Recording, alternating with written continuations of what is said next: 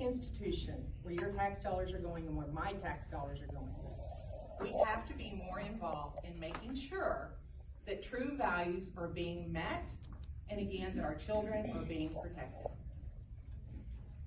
Yes, ma'am.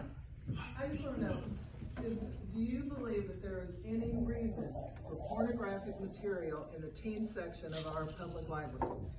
Is there any reason for that? Great question, and the answer is no. Do you live in the district? You know what? What's your name? Mark. Mark. Thank you so much for bringing that up, Mark, because I need to clear this up once and for all.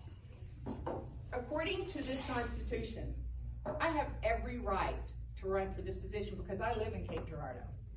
And I also want to point out that John Voss can support me on this because he personally called the Secretary of State's office and they confirmed that to him. So thank you for that question.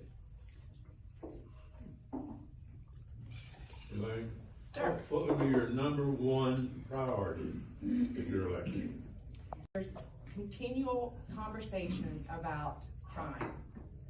We have got to make that a focus. As someone who sells real estate in both Cape and Jackson, I hear people say all the time, I want to go to Jackson because we have less crime there, because we have lower taxes there, because we have lower housing costs there.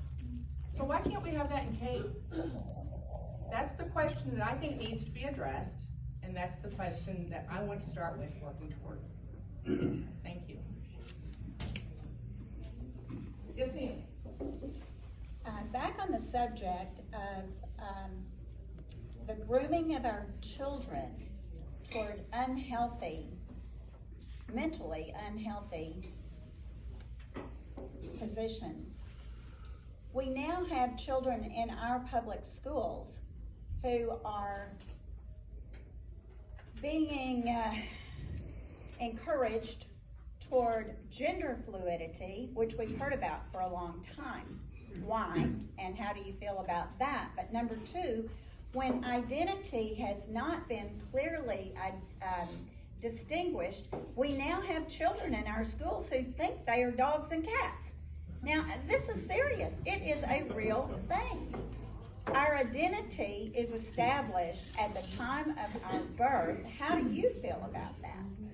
So the question is, there are children who are being groomed on transgender changes in schools and again in our public institutions.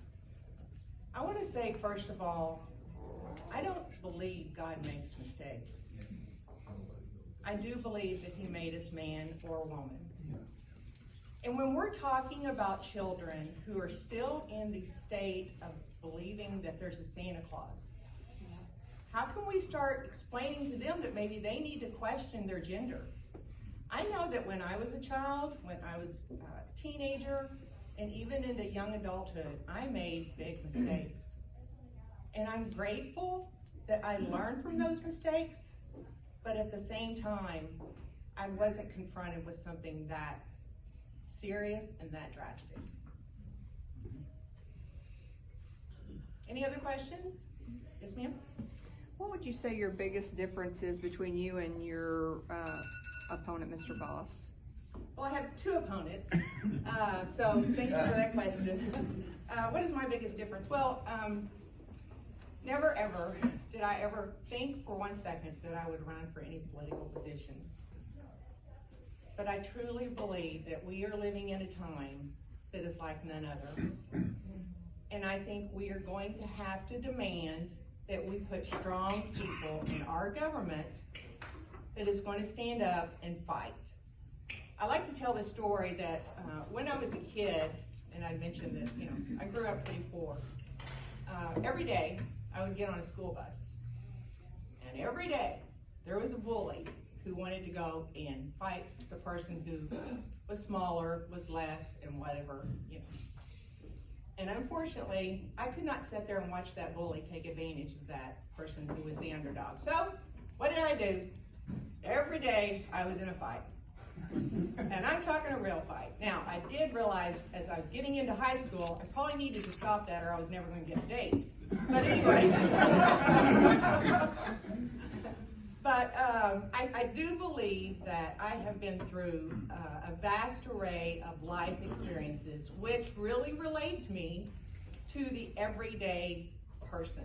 And those everyday people come into my office all day, every day, and they get to express to me what I have in life right now. And I just love the opportunity that I'm going to be able to take that experience, that knowledge, and go into Jefferson City and fight to make a difference.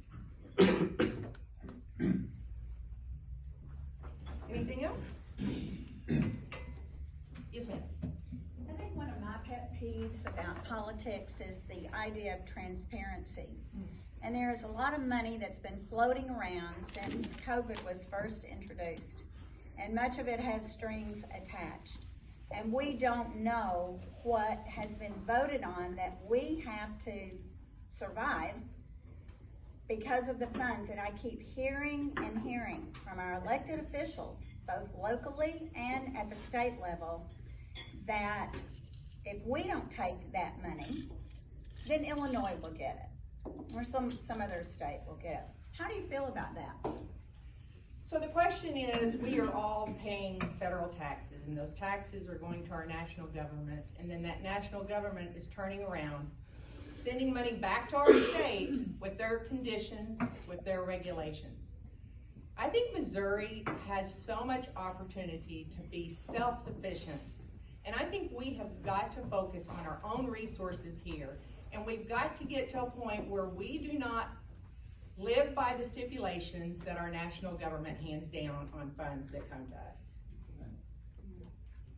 Not to step on your toes, but at the Lincoln Day dinner, Yes. Congressman Smith spoke briefly on COVID money at the federal level, and he gave figures on how much money was going to Chinese nationals.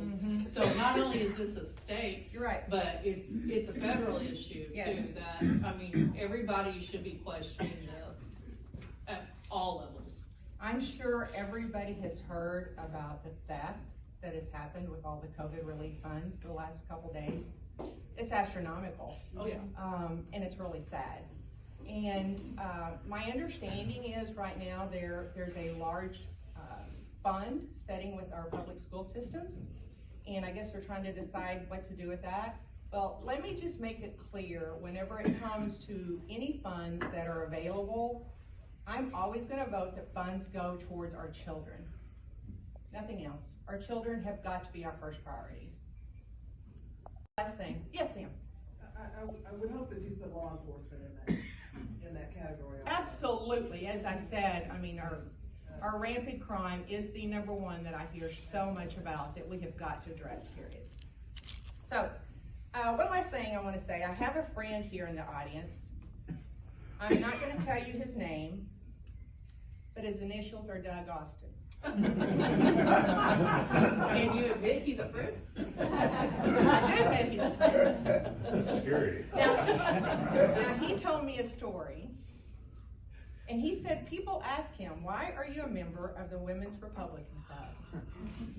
It's a true story, isn't it? And he said he told his friends, I'm a member of that club because women get things done. Yeah.